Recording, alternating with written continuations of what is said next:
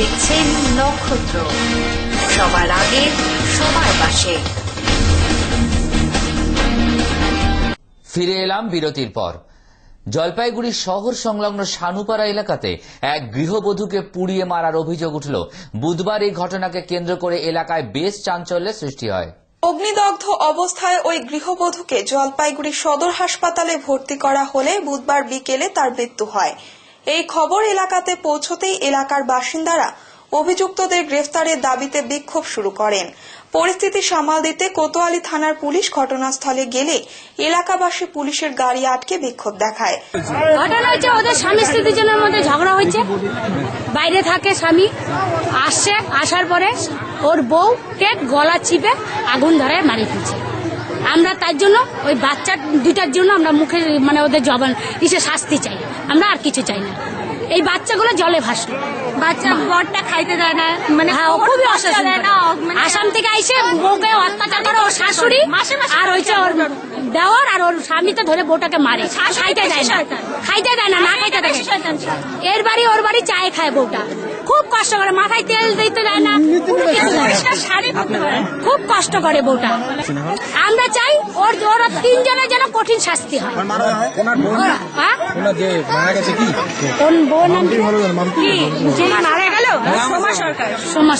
Police মৃতার স্বামী এবং ভাসুরকে গ্রেফতার করলেও শাশুড়ি পলাতক।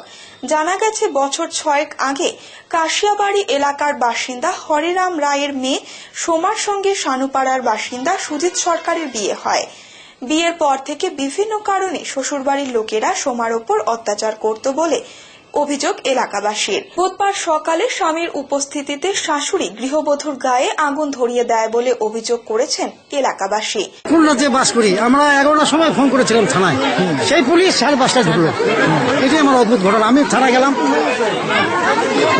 আমি গেলাম জারি করার জন্য, তখন বললো যে আপনারা লিখে নিয়ে আসেন। আমরা একটা লেখা দেখাইলাম, তখন বললো যে এই লেখার মধ্যে কিছু ভুল আছে। মানে কি ভুল আছে? তখন আবার বললো কোর্টের থেকে উকিল থেকে লেখা নিয়ে আসেন। তারপরে আমরা উকিল থেকে লেখা নিয়ে এসে একবার হাসপাতাল, একবার আমরা এখানে দৌড়াদৌড়ি করতেছি। দেওয়ারটাকে আমরা এই দোকানের সামনে আজকে বসায় রাখছিলাম, কেউ গায়ে হাত দেয়নি কিন্তু। তারপরে ওই পুলিশকে ফোন করে যে পুলিশ আসলে কি বিচার নেয়। তারপরে এই কিছু আমাকে একজন আমাকে হাসপাতাল থেকে ফোন করলো যে বোটা বলে মারা গেছে।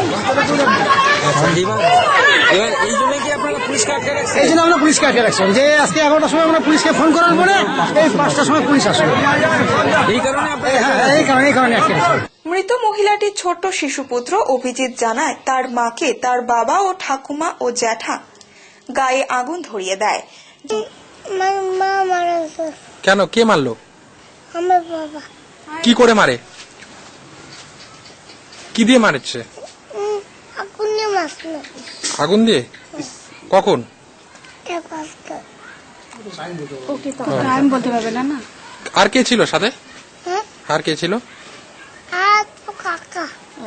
কাকা ছিল। কি করলো? কাকে পুড়াইছিল?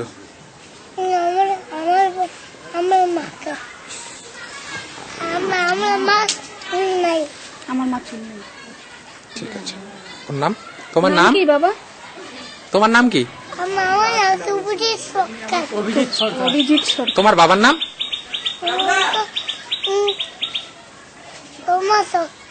হ্যাঁ, মার নাম কি? সোমা সরকার। জলপাইগুড়ি কোতোয়ালি থানার আইসি আশিস রায় বলেন, অভিযোগের ভিত্তিতে মৃত মহিলার স্বামী এবং ভাইকে গ্রেফতার করা হয়েছে।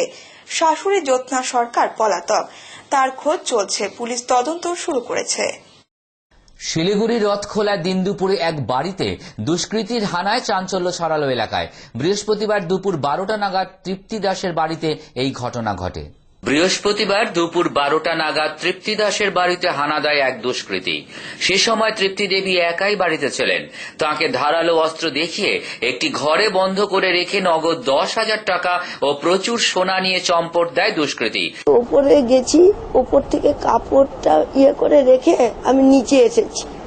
নিচে এসে দেখি মেন গেটটা খোলা, এই গেটটা খোলা।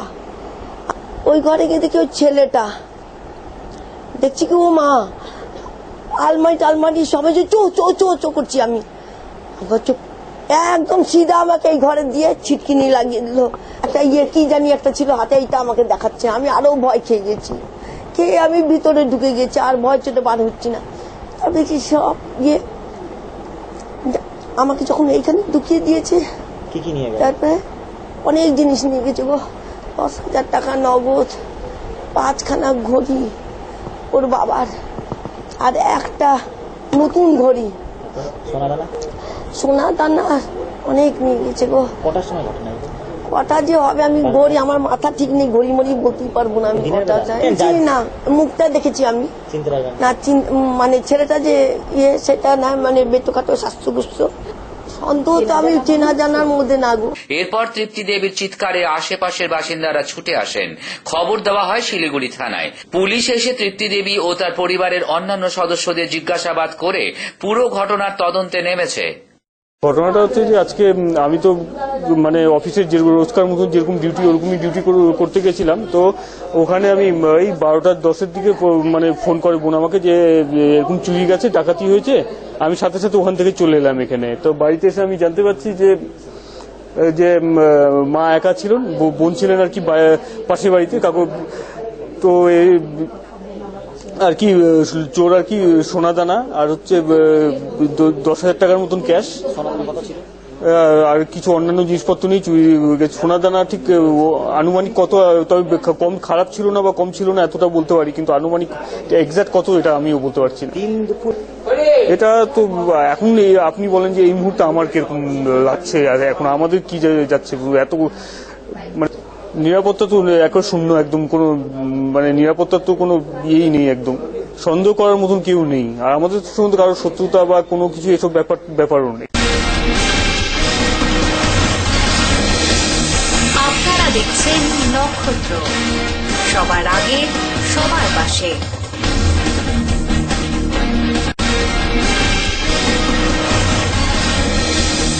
আপনারা দেখছেন নক্ষত্র, সবার আগে সবার পাশে।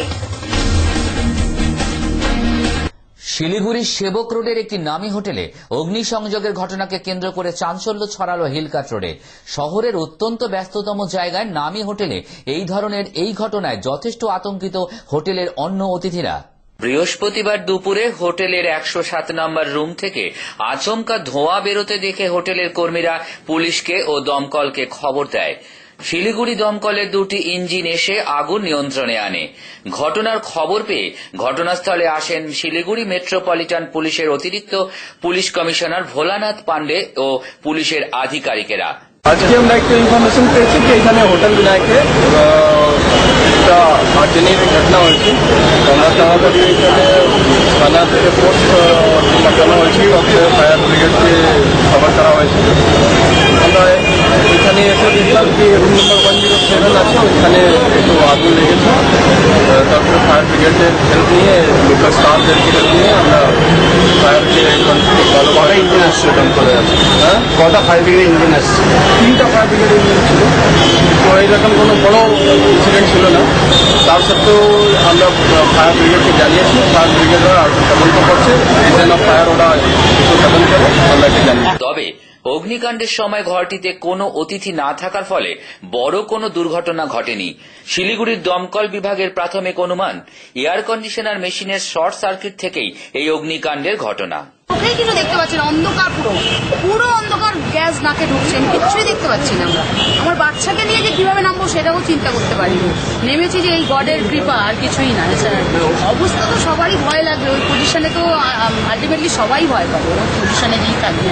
আর সাথে আবার বাচ্চা থাকলে তো আরোই ভয় থাকবে। এটা তো যে কোনো মায়েরই যে কোনো ভাবেই পাবে, যে বাচ্চাকে বাঁচাবো না নিয়ে আমি পুরো কালো, কিছুই দেখার নেই ওখানে, দেখার মতো জিনিস পজিশন। জলপাইগুড়ির একটি হোম থেকে নাবালিকা পালানোর ঘটনায় ব্যাপক চাঞ্চল্য সৃষ্টি হয়। অভিযোগ, ওই নাবালিকাকে মারধর করা হতো, সেই কারণেই সে পালিয়েছে। যদিও এলাকাবাসীদের তৎপরতায় ওই নাবালিকাকে উদ্ধার করে চাইল্ড লাইনের হাতে তুলে দেওয়া হয়, তবে মারধরের অভিযোগ অস্বীকার করা হয়েছে হোম কর্তৃপক্ষের তরফ থেকে। আসামের ধুবড়ির এক বাসিন্দা ওই নাবালিকাকে গত 19 মার্চ জলপাইগুড়ির শান্তিপাড়া এলাকা থেকে উদ্ধার করে। উদ্ধারের পরে তাকে জলপাইগুড়ি শহরের ক্লাব রোডে অনুভব হোমে রাখা হয়েছিল। মঙ্গলবার রাতে ওই হোম থেকে পালিয়ে যায় ওই আবাসিক নাবালিকাটি। বুধবার সকালে শহরের সুভাষ উন্নয়ন পল্লী এলাকার বাসিন্দারা তাকে দেখতে পেয়ে স্থানীয় কাউন্সিলর প্রমোদ মণ্ডলের সহায়তায় জলপাইগুড়ি কোতোয়ালি মহিলা থানায় খবর দেয়। প্রমোদ মণ্ডল জানিয়েছেন, মেয়েটি ঘুরতে ঘুরতে এলাকায় চলে আসে। তাকে জিজ্ঞাসাবাদ করে জানা যায় সে স্থানীয় একটি হোমে থাকতো। সেখানে তাকে মারধর করা হতো বলেই সে হোম থেকে পালিয়ে আসে। একটা মেয়ে প্রায় 14-15 বছর বয়স হবে আর কি, কিশোরী। সে হচ্ছে আমাদের পাড়ায় এখানে কিং সাহেব ঘাটে তরুণীকান্ত বর্মনের বাড়িতে একটা কীর্তন হচ্ছে। ওই কীর্তন বাড়িতে ও ভোরবেলা চলে আসে, শুনতে পাচ্ছি 5টা নাগাদ। তো এবার আমি শুনলাম 7টার সময় আমার কাছে খবর গেল। আমি সঙ্গে সঙ্গে এখানে আসার পর এলাকায় প্রচুর মানুষের ভিড় হয়ে গেছে। এবার ওর কাছে যা শুনতে পারলাম তাতে বোঝা যাচ্ছে মেয়েটা খুব সমস্যায় আছে। এবার ওর বাড়ি যেখানে বলেছে, যা বুঝতে পারলাম ওর কাছ থেকে, ওর বাবা মা নেই, ঠিক আছে, এবং ওর যে আত্মীয় স্বজন আছে তাকে সে কোনোভাবে ওকে হোমে রেখে দিয়েছে। জলপাইগুড়ি হোমের নাম বলতে পারছিল না ও। এবার একটা কোনো হোমে আছে, ওই হোমে ওর উপরে টর্চারিং হচ্ছে। ও এর আগেও চাইল্ড লাইন থেকে নিয়ে গেছিল ওকে, অথবা প্রশাসনের মাধ্যমে হোমে দিয়ে দিয়েছে। এবার ওকে কোনো খোঁজ নিচ্ছে না, সরকারি লোক কেউ খোঁজ নিচ্ছে না। একটা হোমে দেওয়ার পর আমি যা বুঝতে পারলাম ওর কাছ থেকে কোনো খোঁজ খবর না নেওয়ার ফলে ও বাধ্য হয়ে বারবার বেরিয়ে আসছে। এবং ওর ইচ্ছা ছিল, ও বলছে আমি হোম থেকে পালিয়ে যাব অথবা আমাকে বাড়িতে পৌঁছায় দাও। এদিন সকালে কোতোয়ালির মহিলা থানাতে মেয়েটি অভিযোগ করে যে বুধবার দুপুরে ওই হোমেই জয়শ্রী নামে অপর এক আবাসিককে ঘরের ভেতরে খাবার পৌঁছে দেবার কারণে তাকে হোমের বিভাদী নামে এক মহিলা মারধর করে। সে কারণেই বাড়ি ফিরে যাবার উদ্দেশ্যে সে হোম থেকে পালিয়ে যায় ওই রাতে। অন্যদিকে অনুভব হোমের কোঅর্ডিনেটর দীপশ্রী রায় জানিয়েছেন, মঙ্গলবার রাতে হোমের একটি মেয়ে অসুস্থ হয়ে পড়ার কারণে তার চিকিৎসার ব্যবস্থা করা নিয়ে হোম কর্তৃপক্ষ ব্যস্ত ছিল। সেই সুযোগে ওই মেয়েটি পালিয়ে যায়। পরদিন সকালে হোমের আবাসিক মেয়েদের নাম প্রেজেন্ট করার সময় দেখা যায় মেয়েটি নেই। তারপরে খোঁজ খবর করলে জানা যায় মেয়েটিকে উদ্ধার করা হয়েছে, কিন্তু ওই মেয়েটি মারধরের যে অভিযোগ করেছে তা ঠিক নয় বলে জানান দীপশ্রী রায়। তার দাবি, হোমের প্রতিটি মেয়েকে মাতৃস্নেহে দেখা হয়। সকালবেলা উঠে দেখছি যখন নাম প্রেজেন্ট করতে যাচ্ছি তখন মেয়েটি নেই। সেক্ষেত্রে আমরা এসে নিজেরা খোঁজাখুঁজি করে যখন জিডি করতে এসেছি তখন দেখছি মেয়েটা রেস্কিউ অলরেডি হয়ে গেছে। হ্যাঁ, আমাদের অনুভবে যে আরো 50টা মেয়ে আছে সেটা জিজ্ঞেস করুন ওদের বাচ্চাদের। আমরা বাচ্চাদের মানে যথেষ্ট সহযোগিতা সহকারেই ওদেরকে মানে বলতে পারি একরকম মাতৃস্নেহেই প্রত্যেকটা বাচ্চা থাকে। ওখানে নাচ শেখানো হয়, গান শেখানো হয়, তাইকুন্ডো খেলার জন্য সেই বাচ্চাকে নিয়ে আমরা এমপিতে নিয়ে যাচ্ছি, সবই করছি। এখন জানি না ও কিসের ক্ষোভের থেকে এই কথাটা বলছে। জলপাইগুড়ি চাইল্ড লাইনের তরফে সঞ্জয় চক্রবর্তী জানান, মেয়েটির অভিযোগের মতে তাকে সত্যি মারধর করা হয়ে থাকলে তা অত্যন্ত অন্যায় করা হয়েছে। পুরো বিষয়টি জেলা চাইল্ড ওয়েলফেয়ার কমিটি দেখছে। ফের সময় একটা বিজ্ঞাপন বিরতির। ফিরে আসছি বিরতির পর, ততক্ষণ সঙ্গে থাকুন নক্ষত্র নিউজ। আপনারা দেখছেন নক্ষত্র, সবার আগে সবার পাশে।